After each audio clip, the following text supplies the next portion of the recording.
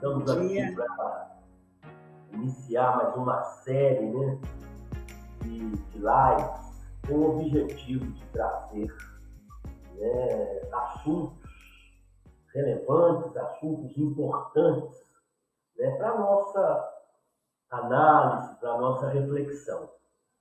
E hoje, a Erran traz aqui para vocês uma das nossas parceiras,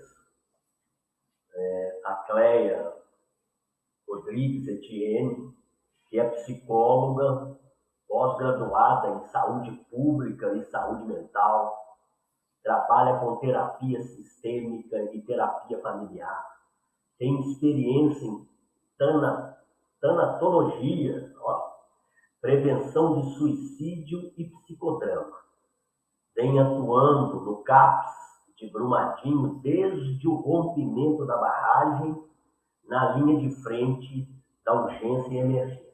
A Cleia, além de todo esse vasto currículo, é a fundadora da Flor de Lótus, que é parceira, e vamos hoje aqui tratar e conversar sobre um tema muito pertinente, muito relevante. E vou deixar aqui a palavra com a Cleia para ela se apresentar ainda um pouco melhor, né? Melhor que eu. Vamos lá, Cleia. Obrigado, né, pela presença. Bom dia a todos e todas. Estamos aqui hoje para... O tema que foi escolhido foi as perdas, né? As perdas do nosso cotidiano. Como que isso pode estar afetando o nosso trabalho, nossa carreira, nossa performance e a nossa vida no geral, né? Quando a gente fala em abordar as perdas, é algo assim, que a gente não aborda, a gente aborda as pequenas e as grandes perdas, né? Porque as perdas implicam várias situações que permeiam o nosso dia, né? Desde um rompimento de um relacionamento, a perda de um trabalho, uma perda financeira, um padrão de vida, um aborto, uma doença na família, até uma pessoa querida, né? E essas perdas todas, pequenas ou grandes, elas nos desestabilizam e nos desestruturam, né? Elas afetam absolutamente todas as áreas da nossa vida. Até porque o nosso cérebro não está preparado para perder, né? Ele está preparado para nos proteger. E eu acho que o grande problema é que é a forma que a gente reage a essas perdas. Normalmente a gente reage negando, evitando entrar em contato com a dor, porque é muito difícil, é muito ruim entrar em contato com a dor, né? E essas dores, gente, é algo que assim, a gente normalmente, enquanto a gente não entra em contato com elas, a gente somatiza. Nós somatizamos, passamos essa dor para o nosso corpo, normalmente, sem perceber, né, inconscientemente, para não entrar em contato com ela. E como que a gente faz isso, né? De que maneira que a gente somatiza? A gente normalmente somatiza tensionando, né? Primeiramente, tensiona demais o nosso corpo para evitar qualquer sentimento, como medo, tristeza, raiva, frustração, o que for. Existe uma proteção, né, muscular. Começa aquelas dores aqui, que é muito comum, né? As pessoas começam a sentir essas dores aqui no ombro, tudo é disso aí, né? A tensão, na realidade, ela vem como um mecanismo de defesa para que a gente evite a dor e o desprazer, né? E a gente vai cronificando isso, virando verdadeiras couraças dentro de nós. Só que na medida que a mente afeta o corpo afeta a mente também. E o mesmo mecanismo de evitar essa dor é o mesmo que a gente utiliza para evitar o prazer e a vida, né? Só que desconectando desses sentimentos, a gente vai criando exatamente isso que você falou, Biagi. A gente vai sentindo uma dor muscular, a gente vai sentindo dor de cabeça, a gente faz uma gastrite, a gente pode até fazer uma doença autoimune, né? Isso tudo, o que, que acontece? São sinais que o corpo começa a dar, ele começa a fazer sintomas, né? Para que a gente olhe para o corpo. O sintoma, a somatização, nada mais é do que um pedido de socorro que o corpo nosso encontra para que a gente se obrigue, né? Se obrigue a olhar para aquilo que a gente está sentindo. E a energia que a gente gasta é muito grande para isso, é muito grande. Então a gente perde muito da performance da gente no dia a dia, em todas as áreas, com tanta energia represada para não entrar em contato com essa dor, né? As pessoas que fazem compulsões alimentares, compulsão de compras, né? Enfim, transtornos, né, dos mais variados, né? Uma síndrome do pânico, uma depressão reativa, a gente compromete, né, o nosso corpo na medida que a gente não lida com essa perda diretamente.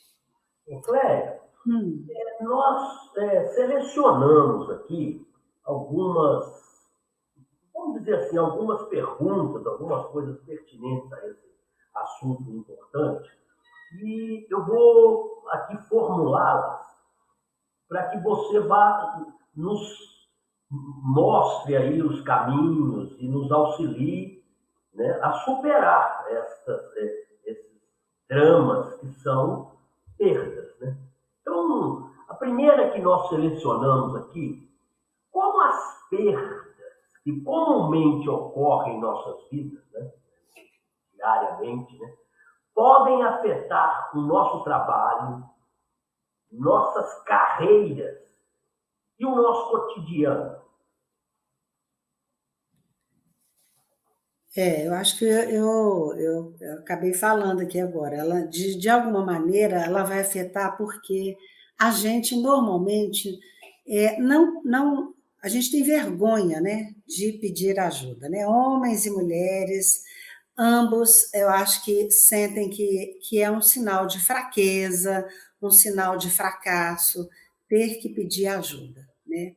E uma das maneiras que a mais comum da gente superar é falar dos nossos sentimentos, né? Até tem um professor antigo que ele falava, o Adalberto Barreto, ele falava, quem fala sara.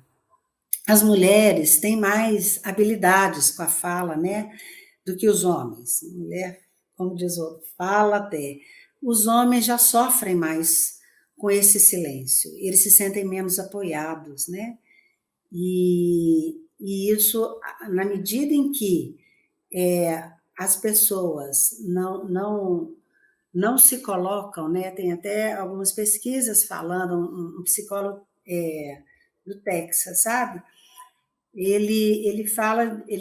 Foi feita uma pesquisa com as pessoas que sofreram traumas de estupro, de incesto, e que o fato delas não confidenciarem para alguém próximo e não partilhavam suas histórias e suas experiências, né?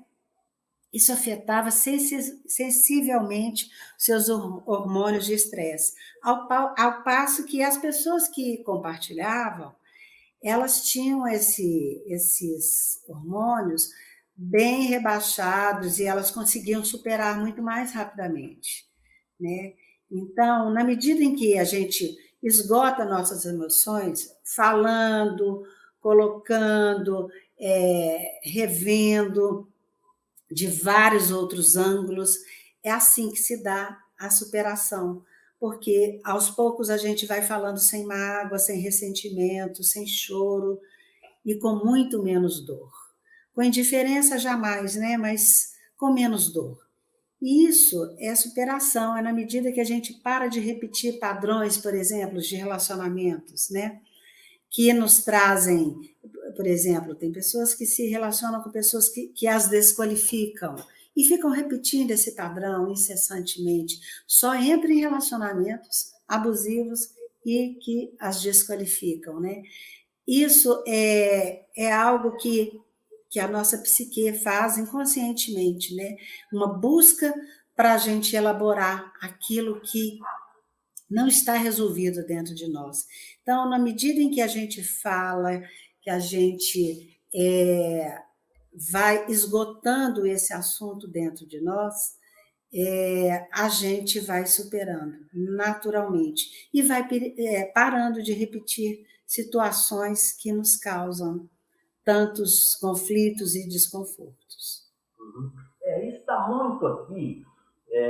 A segunda pergunta que nós elencamos aqui, você já conduziu aí nessa primeira resposta, mas a melhor maneira existe assim uma regra, o que você aconselha para lidar com essas chamadas emoções negativas, que são muitas, né? Elas trazem medo, raiva, tristeza, a própria vergonha, né? Que você mencionou aí, que eu acredito que tem muito mesmo, né? Aquela vergonha de você se mostrar, a sua fragilidade, alguma coisa. Existe alguma forma de nós, como pessoas que estamos sofrendo com alguma perda, de nos alinhar a essa ajuda que vocês, né, e você como psicóloga, como profissional da área, pode nos dar como lidar com isso? Eu acho que a primeira coisa é a gente olhar para essa dor, né? Olhar para a dor, olhar para a perda, não tentar camuflar, encarar. Acho que a primeira coisa é encarar. E normalmente não é a primeira coisa que as pessoas procuram, né? A gente, na realidade, a gente se enche de tarefas, a gente se enche de formas de escapar, né? Que é a própria proteção, né? Como eu estava falando, é um mecanismo de defesa que a gente usa. Porém, não tem muita escapatória, não. Se a gente quer elaborar, se a gente quer superar, nós vamos ter que olhar para essas dores. E eu acho que é isso. Ninguém está preparado para lidar, sabe, às vezes com situações, com um filho, por exemplo, hiperativo, um pai, uma mãe depressiva, né? Uma síndrome do pânico, uma pessoa que convive com o alcoolismo dentro de casa. Então, são situações que a gente perdas, né, como o envelhecimento, né, um pai que vai, uma mãe que vai ficando com Alzheimer, né, situações de desgastes de uma vida conjugal que implica em perdas também, até o luto, né, de determinadas pessoas. Isso tudo nós não somos treinados, né? Prejudica a saúde da família toda, né, Cléia? Oi? Isso prejudica a saúde de todos em volta, né? Da família toda, né? Com certeza. E é somente na medida em que a gente se trabalha, né, é que a gente vai conseguindo lidar com mais tranquilidade com tudo ao nosso redor. E as relações vão se harmonizando novamente, né? Uma das maiores funções, sabe, de um trabalho terapêutico, né? E a Flor de Lótus traz aqui profissionais, especialistas com mais de 30 anos no mercado, com qual objetivo? Ajudar as pessoas a se reconectarem com seus sentimentos, né? A promover autoconhecimento, a rever algumas crenças que nos limitam, né? A gente tem, às vezes, crenças que limitam a nossa vida. aumentar os nossos recursos para que na hora das crises a gente possa lidar melhor com elas, né? Ter um arsenal de recursos maior para lidar com elas. Esse aqui. Clélia, quer dizer, nós estamos aqui nessa conversa que é muito interessante e tem um outro tema aqui, uma outra pergunta que fala muito da perda do ente querido. Essa você diria, você como profissional, a Flor de Lopes, com toda a experiência do grupo todo de vocês, que a perda do ente querido talvez seja a mais dolorosa delas, poderia se dizer isso? Como superar isso e não deixar que essa perda atrapalhe, não é, no nosso cotidiano, no trabalho, no dia a dia? Eu tenho uma situação de uma perda muito dolorosa da minha mãe e foi muito importante para mim, aqui um depoimento, a ajuda e o auxílio do profissional, né, da terapia, do psicólogo e tal.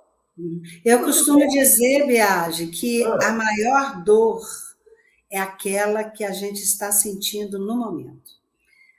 Não dá para comparar dores, sabe? E quando a gente fala de dores de uma pessoa querida, a gente passa por variadas fases, né? Tem a fase da negação, da raiva, da culpa, da tristeza, até chegar à aceitação. Cada fase é de suma importância para a gente chegar à superação. E não é fácil. Tem pessoas que levam anos para superar perdas importantes nas suas vidas. Eu vou dar um exemplo de um paciente meu de 26 anos. É um paciente que veio à terapia com o objetivo de melhorar a ansiedade dele. Ele não estava conseguindo dormir direito, ele estava tendo eventuais síndromes do pânico, e esse menino, esse rapaz, ele já engenheiro, pós-graduado, trabalha, e ele não conseguia, estava lidando com essas questões, né? Quando a gente foi aprofundando um pouco mais no processo dele, a gente percebeu que ele tinha medo de afastar muito da sua casa. Ele morava com o avô, com o pai, e ele não conseguia ir muito longe. Inclusive profissionalmente, ele recebia convites para trabalhar distante e ele não conseguia ir. Aprofundando um pouco mais, ele perdeu a mãe dele há 4 anos. E essa mãe era uma mãe muito protetora, era uma pessoa que cerceava muitas ações dele. E ele não tinha olhado para esse luto ainda, ele não tinha olhado para essa questão. Ele se encheu de tarefas e começou a fazer, né, a ter transtornos de ansiedade, mas ele não tinha olhado para esse luto. Quando a gente aprofunda isso um pouco mais, a gente percebe que, em honra à mãe dele, em honra aos preceitos, ao jeito dela ter criado ele não se afastava. A culpa dele era enorme quando ele afastava um pouco mais de casa, seja por trabalho, seja por qualquer... Ele não viajava, ele não fazia viagens. Ele não marcava viagem para lugar nenhum. Ele tem um relacionamento, inclusive, longo, de 3 anos, pensa no futuro com essa mulher, mas não consegue fazer planos. Então, foi muito interessante que, na medida que a gente olhou para esse luto, e na medida em que ele trabalhou a culpa, que ele não poderia ter feito nada, né? Ele não poderia ter ajudado, ter salvado a mãe. Na hora que ele começa a olhar para esse luto realmente, mas foi muito interessante, porque foi muito rápido. Na hora que ele vê que ele poderia honrar essa mãe de outras maneiras, ele parou de ficar ansioso ele ficou mais tranquilo, o seu sono melhorou, ele conseguiu marcar uma viagem, atualmente ele fez uma entrevista de trabalho nova e está usando mais, né? Ele realmente entendeu o pacto inconsciente que ele havia feito com a mãe dele. Né? Legal, né? Então, às Avanço, né? vezes a gente vai para alguns caminhos exatamente por aquilo, para não olhar para a nossa dor. Mas na medida que a gente não olha para a nossa dor, a gente também evita prazer, evita alegria e evita a própria vida, né?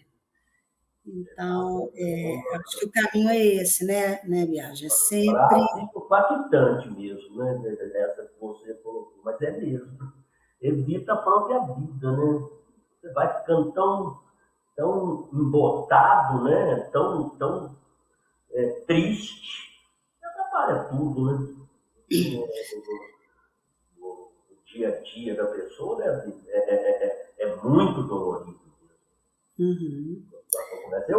Inclusive, tenho aqui agora um contexto aqui. O que, por exemplo, você, da Flor de Lótus, aconselha e pode contribuir para as pessoas que vão nos assistir, vão nos escutar? Vocês oferecem, dentro de todo esse programa que juntos nós estamos trabalhando, o que a Flor de Lótus pode contribuir nesses momentos? Assim? A sua equipe, você, com toda essa experiência. Olha, eu acho que a primeira coisa que cada um de nós temos que fazer, né? E você que está aí assistindo, é olhar para dentro de você. Olhe para o que te dói, olhe para o que é importante para você, não camufle, né? Encare a sua dor. Quanto mais é diretamente proporcional, quanto mais rápido a gente olhar para a dor, mais rapidamente nós vamos livrar delas, né? E a gente tem várias formas de estar contribuindo, né? A gente trabalha com adolescentes, com adultos, com idosos, com casais, com terapias tradicionais, com terapias da área mais integrativa, com constelação familiar, com a psicologia organizacional também, com modalidades de grupo para pessoas, por exemplo, orientações de pais ou pessoas enlutadas. Temos, assim, infinitas formas, né, para que a gente possa estar contribuindo para ajudar você. Mas eu fico pensando que está nas suas mãos, né? Tudo Cada depende. um de vocês tem que olhar para o que é mais importante na vida de cada um de nós, né? Tudo depende É da a gente própria mesmo, e vida. acenar, né, para a necessidade, né, Cléber? E as pessoas têm realmente dificuldade, né, de mostrar o lado frágil, né? Sim. Eu acredito que falar, Sara, né, quando nós comentamos aqui, né, no início aqui da live, e é verdade mesmo. Né? Eu queria, Cléber, para a gente ir encerrando essa primeira live junto com a Flor de Lótus aqui, né? Agradecer já a você pelo prestígio, pelo carinho, pela disponibilidade de estar aqui junto com a gente. Queria que você deixasse, finalizando, né, um recado, além de tudo que já foi dito aqui, né, mas um recado final para todas essas pessoas que vão nos assistir, que estão aqui com a gente, porque nós todos, sem exceção, convivemos com perdas diárias. Sejam perdas de um ente querido, de um emprego, de uma namorada que se foi, de uma família né, que não continuou sua jornada. as perdas são inúmeras. Então, eu queria que você deixasse, né, assim, uma palavra final para todos que estão aqui junto com a gente nesse momento. Eu fico pensando que é muito importante, né, gente, a gente dar conta de sair do piloto automático, né? A gente liga do piloto automático e vai, faz isso, faz aquilo outro, e nós precisamos de olhar para dentro de nós, né? Temos inúmeras formas de fazer isso, né? Dando pequenos intervalos no seu dia a dia, fazendo pequenos recreios, olhando para dentro de si, te dando pequenos prazeres, né? Mas principalmente, né, cuidar de você, ter um olhar, né, interior, né? Sair mesmo dessa correria que é a vida de todos e fazer pequenas pausas e investir, né? E cuidar de você. Você é a pessoa mais importante, né? Da sua vida. O protagonista da sua história, né? Muito obrigado. Eu queria deixar aqui também, né, finalizando, uma mensagem para todos que estão aqui, né, assistindo e que depois terão a oportunidade de acessar também essa live, que acessem, né, o Clube de Benefícios. Lá está a Flor de Lótus como parceira, com esta vastidão de serviços que, obviamente, são importantíssimos para que a gente possa ter uma jornada um pouco mais feliz, sem o medo, né? Ou sabendo, né? Tendo um parceiro, né? Para auxiliar nas nossas perdas e na nossa dor. Muito obrigado, Cleia. Obrigada a você, Transmita também um abraço enorme para toda a sua equipe. E daqui a pouco nós vamos seguramente trazer outros assuntos que serão relevantes e importantes, como foi hoje. Um beijo, um grande abraço, muito obrigado a todos. Obrigada a você também. Um grande abraço a todos.